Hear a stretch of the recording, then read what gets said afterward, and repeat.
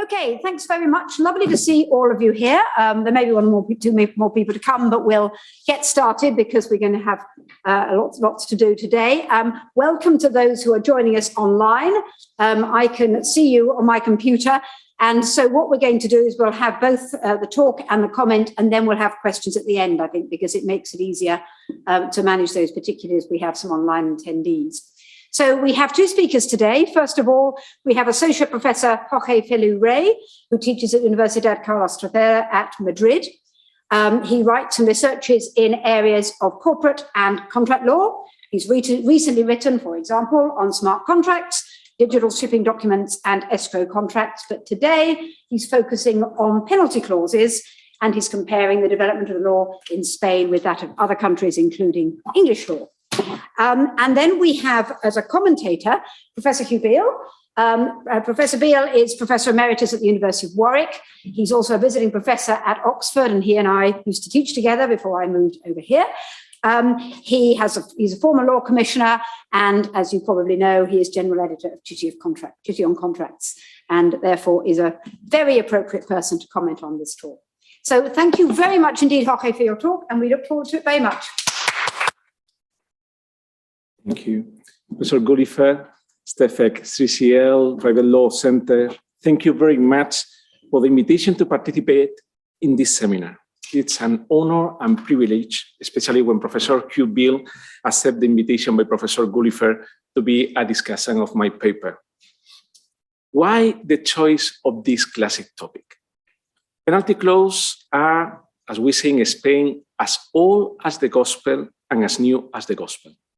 Penalty clause is always a trending topic. In this sense, there are several reasons to continue discussing on penalty clause. Some of them are in the slide.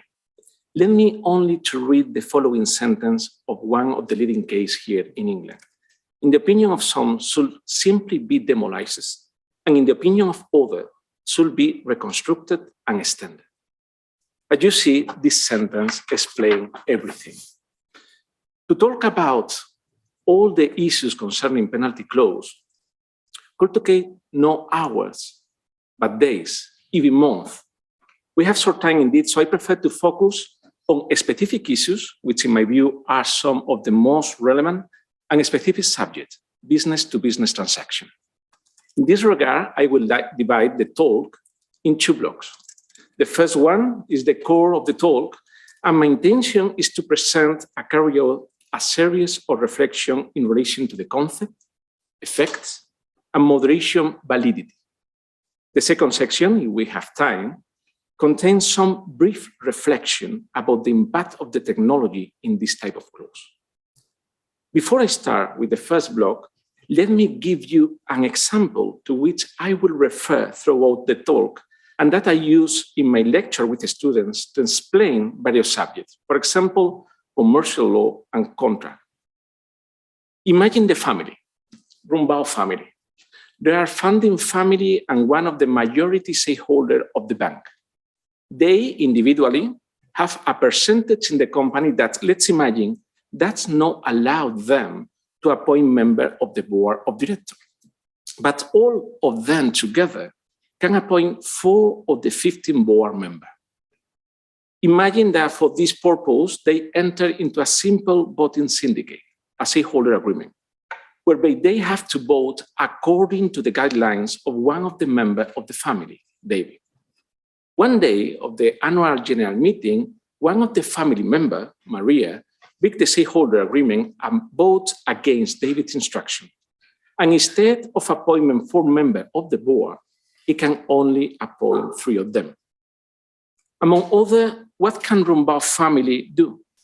If we turn to the general remedies in some civil law system, we will see that they are of little of use. The first of the specific performance, this is the family wants, and the parties to a contract are more interested in, pacta sunt servanda, that the contract is performing in all terms, but this is not feasible. Signed agreement in some specific civil law jurisdiction is unenforceable against the company. Termination. Termination of the contract is not the interest of the David Rumbao and the family.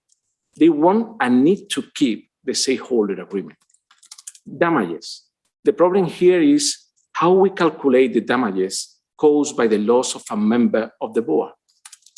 Therefore, the agreed party interest is, in this particular case, that the contract is fulfilled on its own terms. It's not interested in the termination of the contract or possible compensation.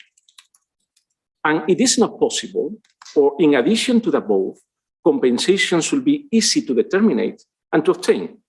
In short, immediacy and enforceability. As you know, one of the instruments that the law provides us, among others, is the use of penalty or liquidated damages clause. But what is a penalty clause or liquidated damages clause? Broadly speaking, and we enter in the backgrounds, the basis in almost all countries is the same.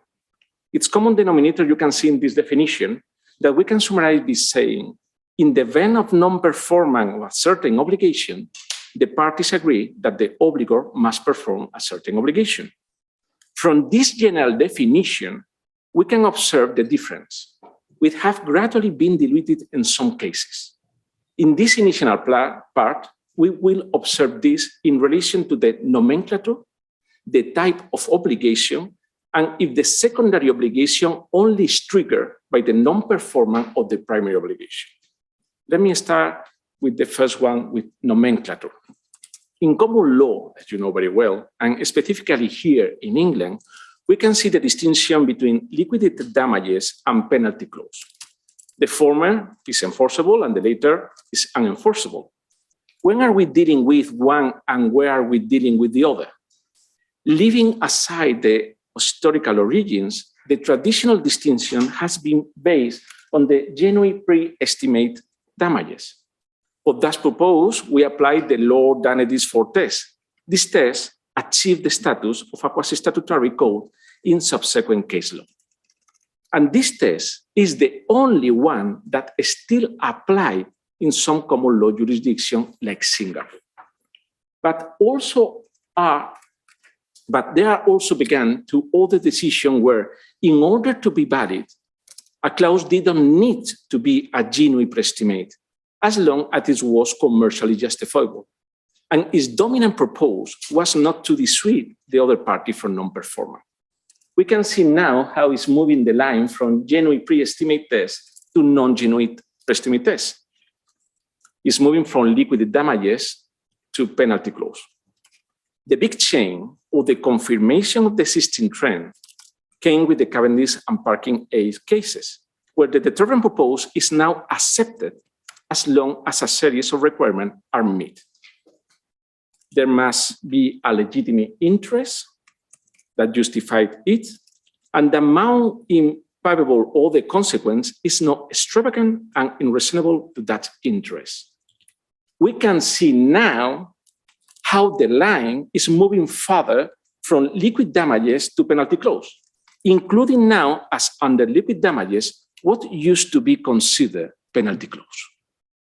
In civil law system, in general, the concept of penalty clause is included both concepts, liquid damages and penalty clause. Clause are valid whether the proposal is pure liquidatory or dissuasive, and in minor case, purely penalty clauses. But the tendency at the end is moving the line from pure punishment to a proportional legitimate deterrent. So both traditions are getting closer and closer. What has uniform law done? Initially, and in accordance with the resolution from 1978 of the Committee of Ministers for the Harmonization of Penalty Clause between the member states of the European Union, the civil law tradition was followed by using the term penalty clause to cover both liquid damages and penalty clause. But subsequently, this terminology has been avoided in order to seek a common position. Thus, the text of the Uniform Rules of Constitutional of 1983 used the term agreed sum due upon failure of performance, but still mentioned in its wording both concepts, penalty and compensation. In the UNIRA Principles 2016, they tried to avoid its denomination opting for a more neutral and broad denomination and wording, opting for what some scholar has called it a neologism, agreed payment for non-performance. This concept includes the traditional liquidation clause, such as a penalty clause, but without mentioning both terms. If we go back to the common denominator, we can see that the obligor must perform a certain obligation. What is the obligation to perform? This could be another bit different between the civil law and common law system, which I think, in my view, is also where a great approximation is taking place. In general, in civil law system, the penalty clause is generally a pecuniary obligation. But given the purpose sought, any obligation to give, to do, or not to do can also be the object of the penalty clause, as you see here: Italy, Netherlands, Germany, Argentina, Belgium, Colombia, and other countries. Now the exception perhaps is French law with the new reformation from 2016 that now say pay a certain amount. In common law system, the obligation traditionally consists of the payment of a sum of money. But according to the wording of the cases, it seems that it can also be another type of obligation. The question now could be, this possibility, another type of obligation, is compatible with the common law remedy system? If it is a liquid damages, then logically it will be pecuniary, because it's a pecuniary equivalent of the non-performing main obligation or of the economic interest of the unsatisfied party, equal interest or estimated rate. But when we are looking for other type of purpose, it's more logical to extend the type of obligation to other than purely economics. In the example given at the beginning, the penalty may consist of the payment of a sum of money, but also, depending on the effect we want to give it, we introduce other kind of obligation. Yes, the example: Maria sells her shade at the market price. Maria sells her shade with a penalty on the purchase price. Maria transfers an affected asset of the family. I'm going to explain this issue later. It is curious that in uniform law, from the very beginning, only the possibility of payment of a sum of money has been adopted. The last background issue is breach of contract. And here arise two questions. First one, are penalty clauses triggered by non-performance of the obligation? In majority of jurisdictions, yes. There are exceptions, for example, now Australia, where the case law Andrews versus Australia New Zealand Banking Group, the application of the doctrine of penalty rule is permitted not only to case of breach of an obligation. The international instruments that you see here adopt the common position. Thus, it's also a common denominator that penalty clauses are triggered by non-performance of the obligation. The second question is, breach of contract must be attributable to the debtor? In general terms, yes, but in some jurisdictions, parties can agree otherwise. In the international instrument, we can see the evolution. The resolution of 1978 declared expressly that the liability of the debtor is a requirement. The UNCITRAL model rules declare the same, but let the parties agree otherwise. There is no express reference in UNIDROIT principle, but in the commentaries say literally that exceptionally, however, such a clause may be intended by the parties also to cover non-performance for which the non-performing party is not liable. Effects. Another issue that is important to discuss is the effect of liquid damages and penalty clause. In principle, we can differentiate between intention, desired effect, and achieved effect. For example, my intention is that the contract we will fulfill. The desired effect, ex ante, is to deter non-performance of the contract. And the effect obtained, ex post, may be to perform to the contract or to liquidate damages or punish for non-performance, depend on the secondary obligation. But to make it simpler, we will distinguish the effect by considering two parameters: content of the second obligation and time. in this way, in general terms, we can distinguish effect ex ante, ex post. Ex antes. The first function or effect, which I think is common to all legal systems, is to establish in advance the quantum of damages in the event of a future non-performance. The obligee does not have to prove and calculate the damages suffered, and the obligor limits its liability by knowing in advance the amount of damages. In this way, procedural problems are avoided, as well as the substantive difficulty of calculating, assessing, and providing damages suffered. I think here is called action on debt, different than action on damages. No? Therefore, the first effect will be the valuation, liquidation, or substitutive effect. The second effect is more problematic and is where the system differs more.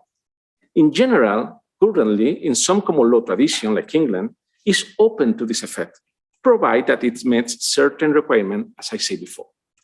One exception, for example, Singapore, who maintained the traditional view as you can see on the screen. On the contrary, this type of effect is more common in the civil law tradition. In my view, the main difference between the two systems is based on the different understanding of the principle of pacta sunt servanda and the possibility to exercise of a specific performance. Because in civil law system, in general, you are not free to change your mind and break your contract obligation when you wish, even if it appraised. Damages in common law system is the main remedy in contract law, and a specific performance is exceptional at discretion of the judge. Therefore, and it's my opinion, the deterrent effect must play an important role at common law. It may be the last opportunity for the obligee to perform the contract on its own terms.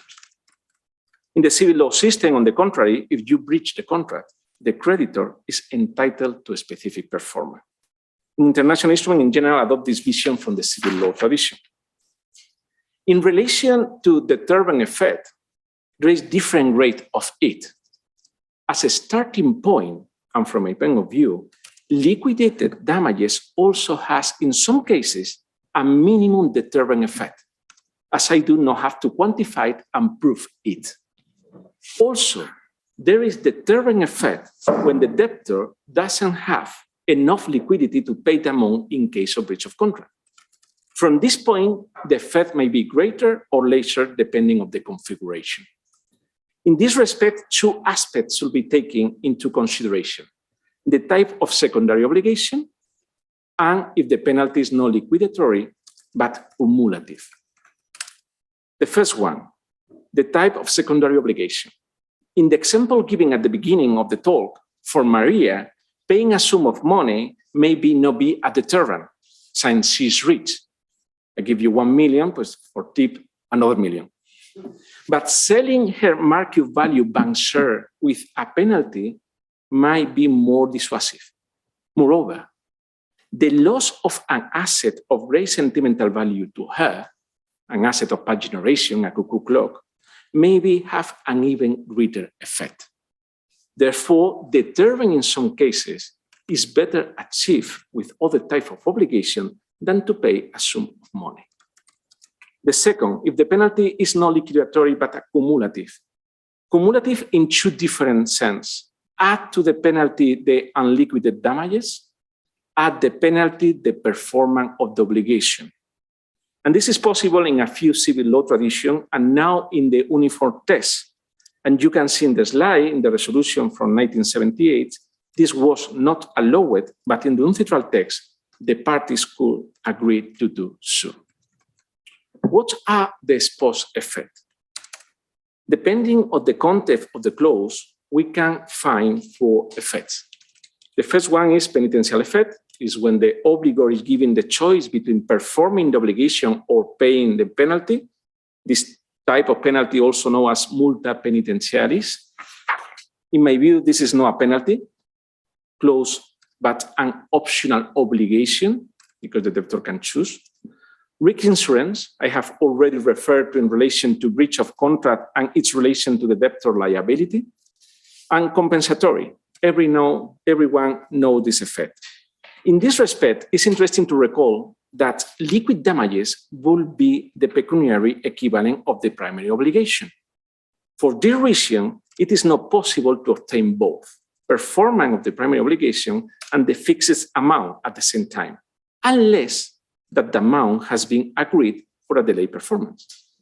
The exception in some countries and the uniform test is if the agreed sum cannot reasonably be regarded as compensation for that failure of performance, the obligee is entitled to both performance of the obligation and the agreed sum.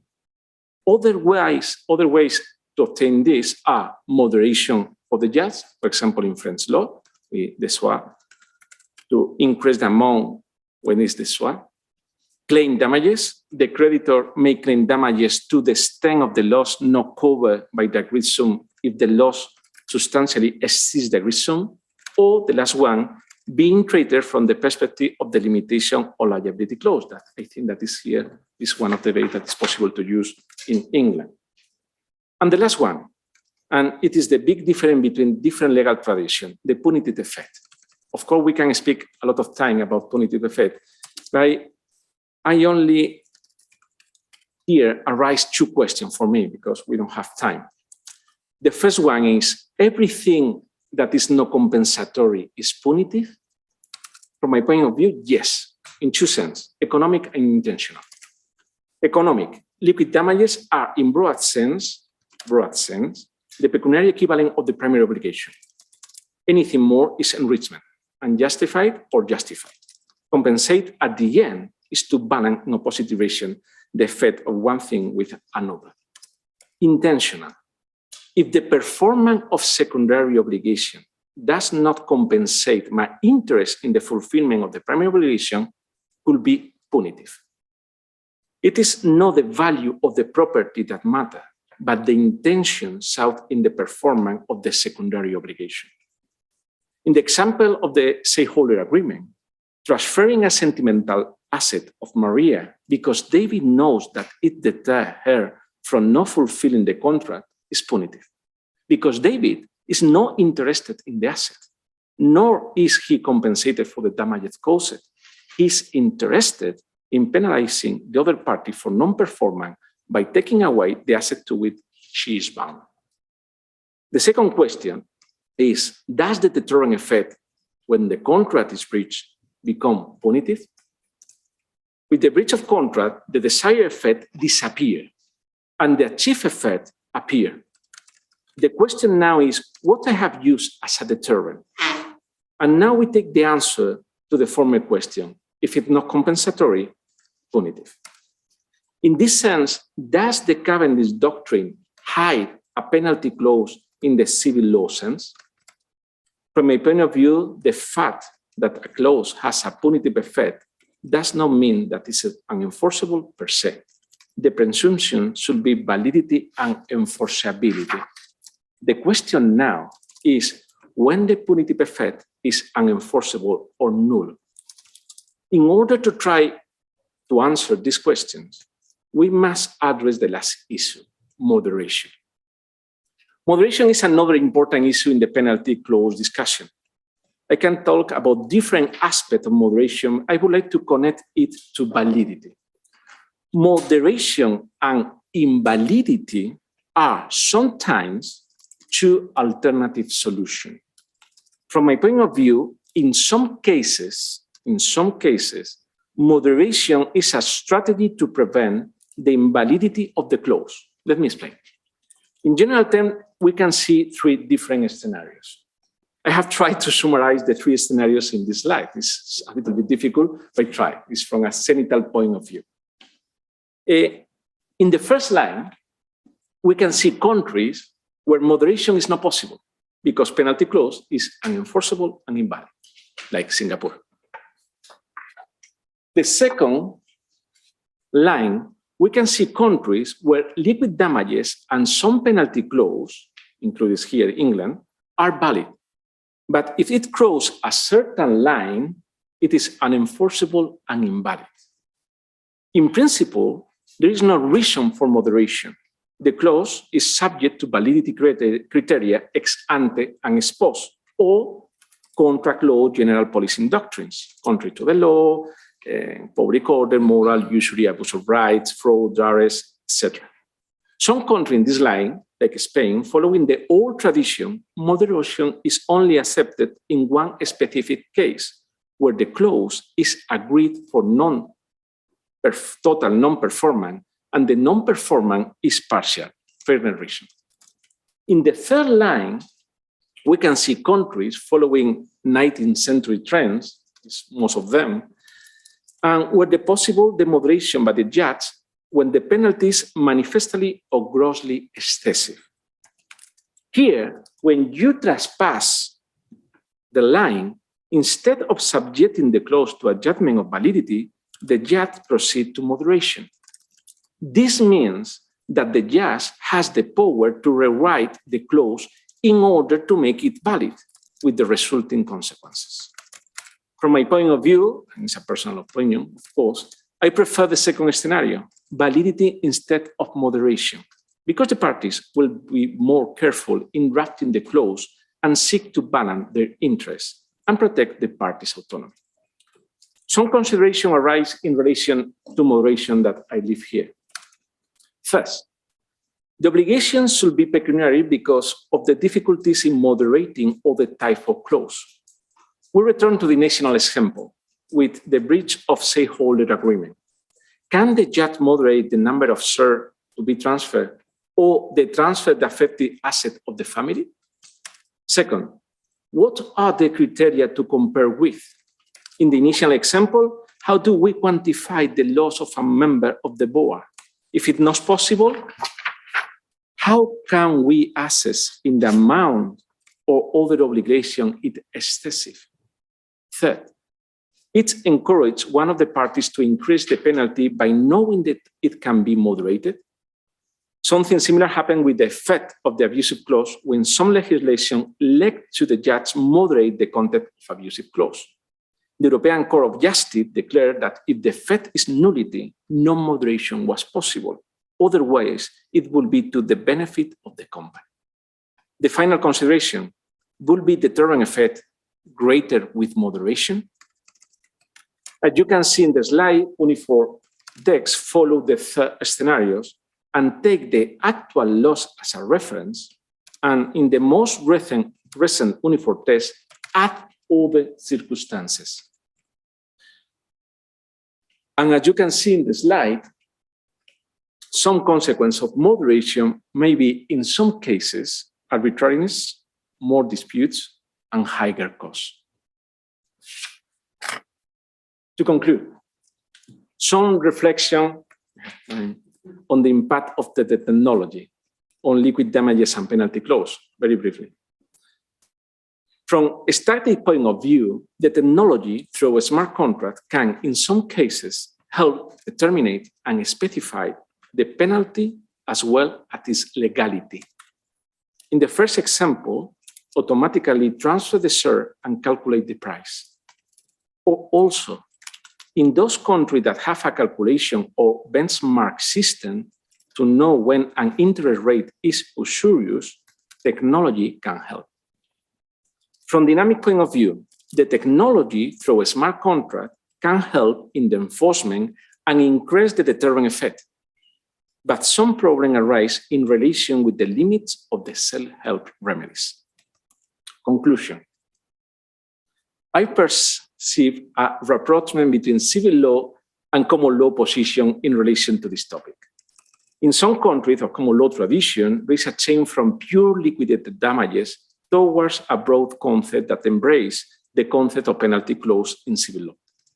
In civil law tradition, there is a change from pure punitive penalty clause to more a reasonable penalty clause. In this sense, both traditions are uncomfortable with the penalty clause. Therefore, it is necessary to make a case for finding a new logic for liquid damages and penalty clause that will facilitate harmonization in business-to-business transaction. A simple change in the terminology is not sufficient. I think that there must be a presumption of enforceability of this clause. Instead of moderation, the clause shall be subject to contract law general policy doctrines. But the root of the difference and the problems in relation to these issues is in how the principle of pacta sunt servanda is understood, the freedom of contract, and the condition of exercise of the remedies. Thank you very much.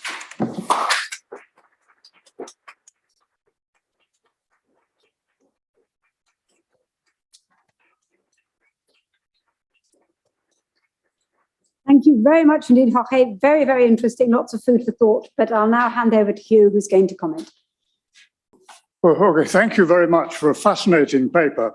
All sorts of things that I'd never thought about, and indeed some documents I'd never come across before. The Untitled thing, I was completely innocent of that until we talked on Friday. I suppose it's natural that I will approach this from the point of view of a common lawyer. And what I thought I might do is just to list some of the points which I found to be particularly interesting and that we might discuss. And because we haven't got very long, and because I hope we'll have some discussion, I'm not going to do more than just skim over some of these points.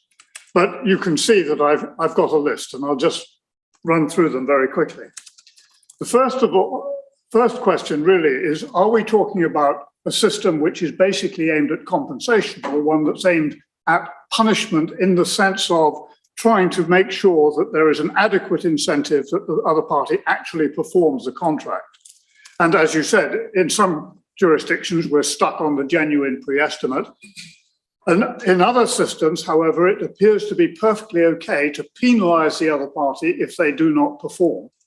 I would say that English law is now sort of halfway in between, because my understanding of the Cavendish decision is that you can only have something which goes beyond a reasonable pre-estimate or genuine pre-estimate.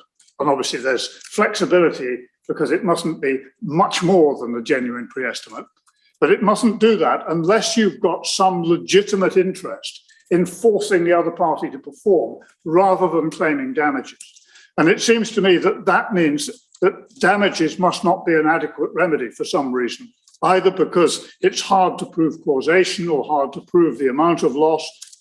The only exception to that is where you have a scheme, rather like the scheme in Dunlop and New Garage, where quite simply you need to police the scheme, and the only way to do it is to penalise people who break it. But what I understand that you can't do in English law is simply to effectively create a private system of specific performance, just because you would prefer performance to claiming damages. You've got to show somehow that damages would not be adequate. So I think we're still linked back to the notion of compensation. So other systems don't seem to do that. So one question which we'll have to come back to is to what extent they are moving away from pure punishment towards some kind of deterrence. There are obviously different types of clause, and I don't think we need to spend any time on that, but obviously in English law, we get into particular problems when the clause says if you break the contract, you will lose either a sum of money you've paid or you will lose some existing property right. And there we get into the doctrine of forfeiture, which frankly, I'm not going to talk about because I don't understand it. Maybe Jonathan or somebody can help me out on that. We've got the question of the trigger. Obviously, breach of contract normally triggers a clause, but in the Andrews case, it's sums payable on other events. Also in the Cavendish case, they said there might be something which was a disguised penalty clause. In other words, something which doesn't appear to involve a breach of contract, but in practice is a penalty clause. That's something that Lord Bingham mentioned in the Interphoto case. They mention it again in Cavendish, and frankly, I have no idea what Bingham meant. And I don't think the Supreme Court did either. I think they mentioned it out of politeness, frankly. But then we have this other problem about the majority decision in Cavendish, which say that even if there has technically been a breach of contract, if this was a primary, not a secondary obligation, it's not subject to control. And frankly, I have no idea what that means either. I don't know how you identify a primary obligation if it is something which is only coming into effect when there's been a breach of contract. To me, that is a secondary obligation. But never mind, that's just an English problem. Then we get the question about sums which are payable when the defendant is not responsible. Now, as I understand it, some systems in which liability for damages is fault-based or where force majeure is a defense, you can agree that the sum will be payable even though normal damages wouldn't be available. Now, that just doesn't arise in English law, partly because we're normally talking about strict liability anyway. But secondly, when we have a force majeure clause, it's nearly always coupled with an extension of time clause, which is there to say, effectively, even if the other party holds you up, you can still claim liquidated damages. They can give you extra time and thereafter claim liquidated damages. And I have to say, I'm not quite clear what the purpose of these continental rules is. I can't really envision when they'd be used, but maybe Jorge can come back on that later. Then there's a question about penalty plus specific performance or plus damages. I can quite understand that somebody can claim specific performance and a penalty for being late or damages for delay, but both Spain and Untitled seem to allow damages for other losses. And I begin to wonder what's the point of the penalty in that case, except that if you are really saying that a penalty clause in the Spanish or other tradition is quite simply a punishment and nothing more, then I suppose I can understand that I should be punished and I should have to pay compensation. But that, to me, is a pretty foreign notion, if I may say so. We do, of course, allow penalty, a sort of penalty in the sense of a deposit plus damages in English law. I have to say, I'm not quite sure why so many systems seem to allow both a penalty clause and damages. And I'm wondering whether actually the problem is one that we would deal with differently. The problem is that the penalty clause may not cover certain types of loss, which the parties hadn't thought about when they drafted the clause. And of course, we've got a recent case about that, the K-line case, about whether demurrage damages are supposed to cover just the loss of profitability for the owner of the ship, or whether they might also cover deterioration of the cargo. But this is the area I want to talk on. Moderation. We saw that if the sum is too low, a French judge can increase it. I assume, and I think, Jorge, from your slide, you must think the same, but what we're really dealing here with is a kind of limitation of liability clause, and it's an indirect way of challenging a clause. Probably no longer necessary, actually, in the French system, now that they can strike out clauses left, right, and centre anyway, at least standard form clauses. But if the sum is too high, it seems to be pretty widely accepted that it can be reduced. And I understand many systems operate a sort of dual system. They ask, first of all, was this intended merely as compensation? And then you, as it were, reduce it if actually it's overcompensating. But where it was intended as a deterrent, as a punishment, it still apparently can be reduced on the grounds that it's excessive. But by what criteria do you judge whether it's excessive? If you allow pure punishment, it doesn't have to be linked in any way to compensation. And it seems to me that unless that reduction for excessiveness is actually meaning the court will only do it when they think you should get compensation of some kind, but for some technical reason you can't get it. Unless that's what's happening, I think we are still quite a way apart, civilian and common law. But the other issue is about the moderation in terms of what date do you moderate?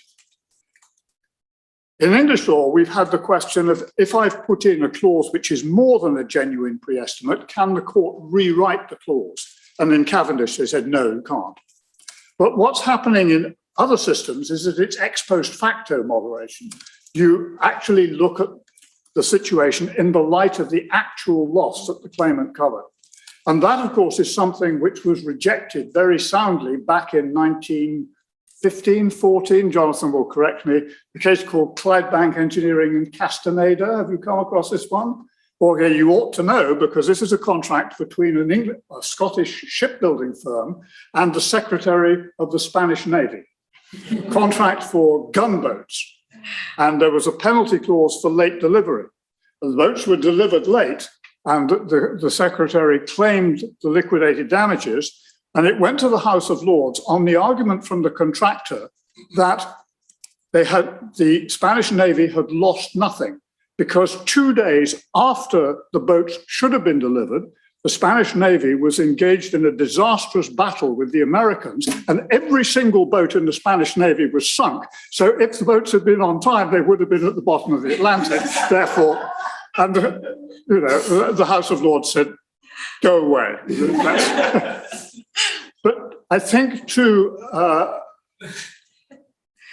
an English lawyer, any notion that you're going to moderate the clause in the event of what actually happened is going to undermine the purpose of the clause. And I've left it in mid-sentence, what is the purpose of the clause? Now, Jorge, you mentioned establishing quantum and deterrent or persuasion. And of course, those are recognized everywhere. But I think many English lawyers, most English lawyers, would probably say there's another one. It's all about risk allocation. Take a construction contract. If the contractor is subject to liquidated damages for delay, they can work out what the risk of delay is. They know how much they will lose because it is just the amount of the liquidated damages. And therefore, they can price the risk and work out how many spare resources do I need to have in place in case things go wrong. And very often, the employer, of course, will cover the rest of the loss. And very often, the liquidated damages are fixed at a figure well below the actual loss that will be suffered by the employer. They're what we call under-liquidated. And basically, all the way through our law, you'll find that the English courts are very, very reluctant to undermine what they think the parties have done by way of risk allocation. And that leads me to my last point about really the role of the court. I still think we have a major difference between the common law systems. I forget about the Americans because they've been doing their own thing for years, but at least the traditional common law systems and the civilian systems. Many civilian systems seem to me to be very concerned with equilibrium of the contract, that it mustn't be too unbalanced at the beginning and it must be kept balanced. Whereas the common law, basically, the judges will say, our job is simply to hold people to their agreement. We're not concerned with equilibrium. We'll only interfere on set grounds. Now, of course, you have set grounds for interference in the civilian systems as well, but there are far more of them. The common law interferes very, very seldom. So we get a whole series of differences in doctrine, which I think represent differences in philosophy. Duties of disclosure, controls over general conditions of contract and B2B contracts, which we barely have, and of course, change of circumstance. Okay, so in English law, what happens if you miscalculate, if you make a bad deal? Well, basically the answer is tough luck. If it's really bad, you'll become insolvent. But our law of insolvency is very generous because you can start up again very quickly. And that's the way we solve many of the problems that you solve by rebalancing the contract. So just some thoughts, but thank you very much.